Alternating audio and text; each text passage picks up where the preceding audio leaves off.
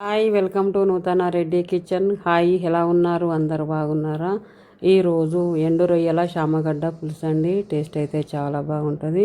మీరు కూడా ఒకసారి ఇలా ట్రై చేసి చూడండి. చాలా ఈజీగా చేసి చూపిస్తానండి. ఎండు రొయ్యల శామగడ్డ పులుసు చాలా ఈజీ అండి చేసుకోవడము.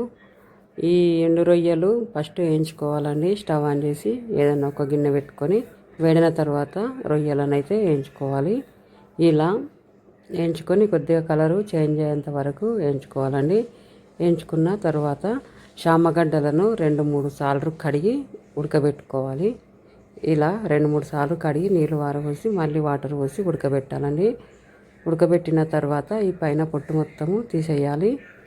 ఉడికించుకోవాలండి. ఉడికిందా లేదా కూడా ఒకసారి చూడాలి. ఇలా ఎండు రొయ్యలను వేయించిన తర్వాత ముళ్ళు తీసేయాలండి. తీసేసి 3-4 సార్లు కడిగి గిన్నెలో పెట్టుకోవాలి. శామగడ్డలను అయితే పొట్టు తీసేసి ఉడికిన తర్వాత పొట్టు తీసేసి ముక్కలుగా కట్ చేసి పెట్టుకోవాలండి. చిన్నగా ఉంటే చిన్నగా, పెద్దగా కావాలనుకుంటే పెద్దగా ఎలా అయినా కట్ చేసుకోవాలండి. కొంచెం మామూలుగా కట్ చేసుకుంటే బాగుంటాయండి. ఉల్లిగడ్డలను అయితే కడిగి కట్ చేసుకోవాలండి. నేను చిన్న ఉల్లిగడ్డలు ఉంటే అలాగే వేసుకున్నాను. చింతపండు పులుసు అయితే పిసికి పెట్టుకోవాలి. నానబెట్టాలండి 10 నిమిషాల ముందు. చింతపండు పులుసు తీసి పెట్టుకోవాలి. శామగడ్డలను అయితే కట్ చేసి పెట్టుకోవాలి. 2 పచ్చిమిరపకాయలను కడిగి కట్ చేసి పెట్టుకోవాలి. స్టవ్ ఆన్ చేసి గిన్నె పెట్టుకోవాలి. నేనైతే ఒక ముగ్గురు తీసుకున్నాను. వేడిన తర్వాత నూనె పోసుకోవాలి. నూనె వేడిన తర్వాత జీలకర్ర వేసుకోవాలి. జీలకర్ర కొద్దిగా ఆవాలు వేసుకోవాలి. వేసుకున్న తర్వాత పచ్చిమిరపకాయలు, ఉల్లిగడ్డలు వేసుకొని ఇవి గోలేంత వరకు కలుపుకోవాలి. ఈ వీడియో చూస్తున్న వాళ్ళందరూ నా ఛానల్ని సబ్స్క్రైబ్ చేసుకోండి. ఒక లైక్ చేయండి.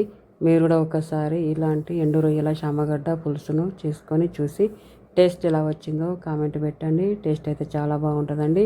పచ్చిమిరపకాయలు వేసుకోవాలండి. పచ్చిమిరపకాయలు, ఉల్లిగడ్డలు వేసుకొని కలుపుకోవాలి. నేనైతే చిన్న ఉల్లిగడ్డలు వేసుకున్నానండి.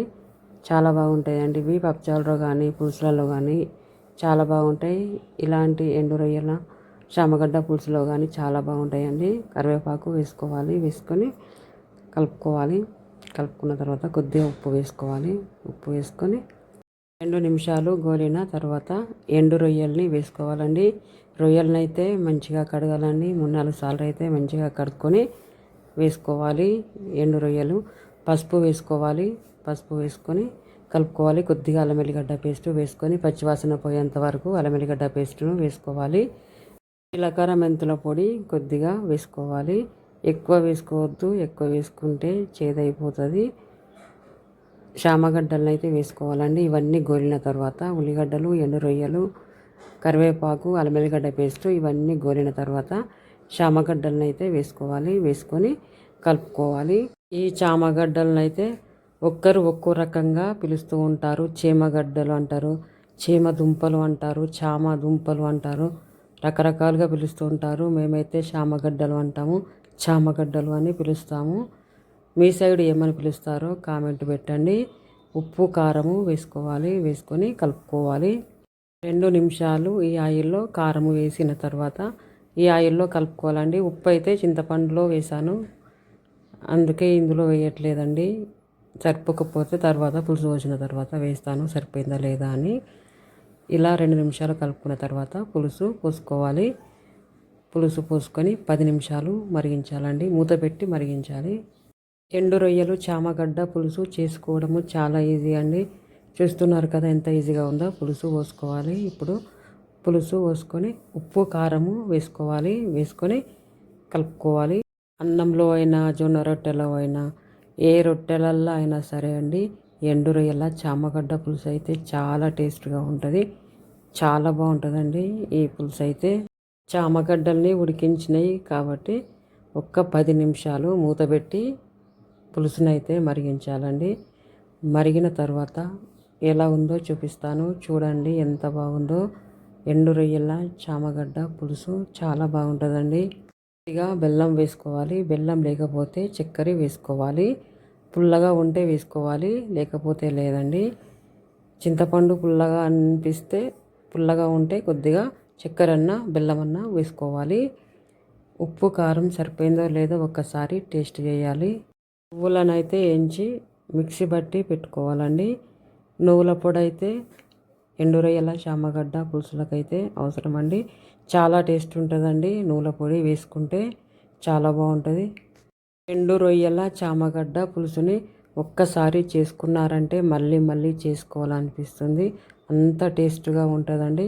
కొబ్బరి పొడి వేసుకోవాలి, ధనియాల పొడి వేసుకోవాలి, కొద్దిగా గరం మసాలా వేసుకోవాలి, నువ్వుల పొడి వేసుకోవాలి, వేసుకొని కలుపుకోవాలి, కొత్తిమీర వేసుకోవాలి. ఇవన్నీ వేసుకున్న తర్వాత 2 నిమిషాల తర్వాత స్టవ్ ఆఫ్ చేసుకోవాలి. ఎండు రొయ్యల చామగడ్డ పులుసు అయితే చల్లారిన కొద్దీ చిక్కగా అవుతుందండి.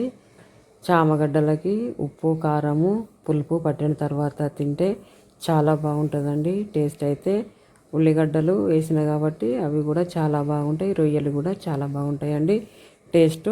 మీరు కూడా ఒకసారి ఇలా ట్రై చేసి చూడండి. ఎండు రొయ్యల చామగడ్డ పులుసు చాలా బాగుంటుందండి టేస్ట్ అయితే. ఎండు రొయ్యల చామగడ్డ పులుసు నేనైతే ఎలా చేశానో మీరు కూడా ఒకసారి ఇలా చేసుకొని చూసి టేస్ట్ ఎలా వచ్చిందో కామెంట్ పెట్టండి. ఈ పులుసునైతే స్టీల్ గిన్నెలోకి పోసుకోవాలండి. పులుసుని ఎండు రొయ్యల చామగడ్డ పులుసు చేసుకోవడము చాలా ఈజీ అండి. చూసారు కదా ఎంత ఈజీగా ఉందో. మీరు కూడా ఒకసారి ఇలా ట్రై చేసి చూడండి. చాలా బాగుంటుందండి టేస్ట్. ఈ వీడియో చూస్తున్న వాళ్ళందరూ నా ఛానల్ని సబ్స్క్రైబ్ చేసుకోండి. ఒక్క లైక్ చేయండి, షేర్ చేయండి, ఆల్ బెల్ ఐకాన్ని ప్రెస్ చేయండి. బాయ్ అండి.